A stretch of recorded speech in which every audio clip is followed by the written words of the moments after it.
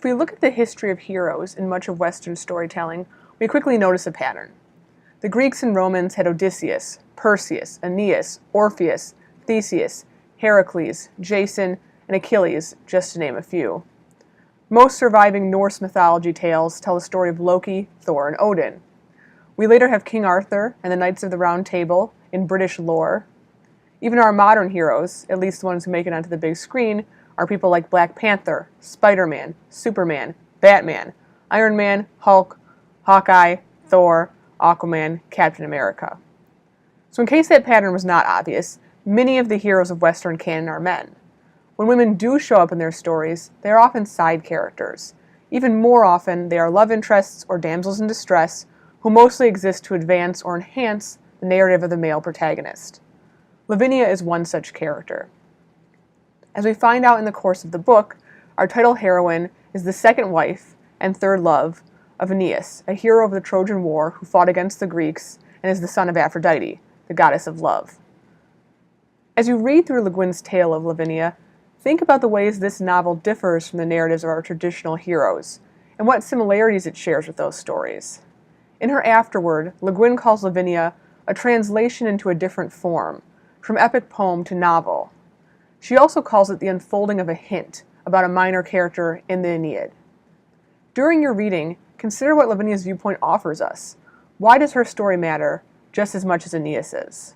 And how does it offer us a different take on that traditional storytelling in the Western canon? Knowing a bit more about Le Guin may get you started on the answer to those questions. So join me as I sing of words and the woman who wrote them, a genius author who breathes life into a woman of Latium. Ursula K. Le Guin was born in 1929 and died in 2018. And Le Guin was born in Berkeley, California, to Alfred Kroeber and Theodora Covell Brown. Her father was an anthropologist and her mother was a writer. And her father was famous for studying the culture of the California Native Americans, and so his work as an anthropologist may have influenced her ability to world build and create cultures in her own work. She had 3 older brothers, and she actually started writing at the age of 5, submitting her first piece around the age of 11 or 12, and it was rejected, unfortunately. The family home in Napa Valley, Kishimish, may also have influenced her work, and we may see some of her love of nature stem from those experiences she had there. Her home was often full of intellectuals and storytelling, an environment that further shaped Le Guin as a writer. And in an interview, Le Guin has said she believed her upbringing lacked sexism because her parents expected the same level of achievement from both her and her brothers. She was also raised in a non-religious household. She studied at Radcliffe College for her undergraduate degree, and then went to Columbia University for her graduate degree. On her way to study in France, she met Charles Le Guin, actually on the boat as they were going over there to study, and the two fell in love and were actually married a few months later in France, and this was in 1953. And she and Charles stayed together until she died, and they have 3 children, 2 daughters and a son. After spending time in France, the couple moved to Portland, Oregon, and she and her husband lived there in the same home until she died. So later in her life, Le Guin took an interest in Taoism and actually translated one of the texts from that spiritual practice. And we often consider her a science fiction and fantasy writer, and while much of her work has elements of those genres, they're not really sufficient to truly capture what her work fits into. So one biographer refers to her work as social science fiction because it often addresses contemporary issues in a sci-fi atmosphere or in a fantasy atmosphere.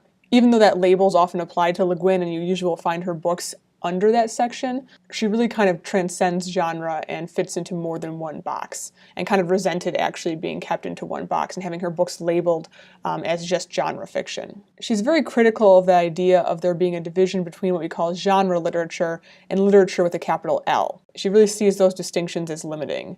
And so genre literature kind of refers to what we often consider popular books, things like detective stories, romances, sci-fi adventures, anything that has its own shelf in the bookstore. Oftentimes, the literary establishment has looked down on genre literature, considering it lesser or low culture, and then saying that things like that we study in the canon, so things that we would study in a college class, stories like the Greek epics, or things written by Charles Dickens or Mark Twain or Emily Dickinson or Zora Neale Hurston, some of those women and people of color are kind of late additions to the literary canon, but we kind of distinguish between popular or genre literature and this what we call the canonical literature. And Ursula K. Le Guin kind of did not understand why we drew such distinctions, that those divisions were ultimately harmful. Many of her books focus on the themes of gender, and so a lot of them involve this exploration of gender and gender roles. And we also see a lot of discussion about the relationship between human beings and the natural world, or sometimes aliens in the natural world, but again, reflecting that human nature relationship. She was a very prolific writer, and in many different genres. She has poems, novels, essays, and more than 100 short stories to her name. Her works straddle genres, ranging from stories for adults to children to young adults. Her most famous works are her Earthsea cycle, which starts with the story of a young wizard coming into his powers and then kind of takes a bunch of different tracks from there, as well as The Left Hand of Darkness, which portrays an androgynous society where the members can switch between male and female throughout their lifetimes, which is something she talks about in the interview with NPR. And Ursula K. Le Guin is one of my favorite writers of all time, so if you enjoyed reading Lavinia, I strongly recommend her book The Lathe of Heaven, which is a kind of trippy, exploratory, speculative fiction piece that's written more for adults, and also her book Gifts, which is the first in a trilogy that she wrote more for young adults. And of course, the Wizard of Earthsea books are excellent, and really anything she's written is fabulous and worth your time.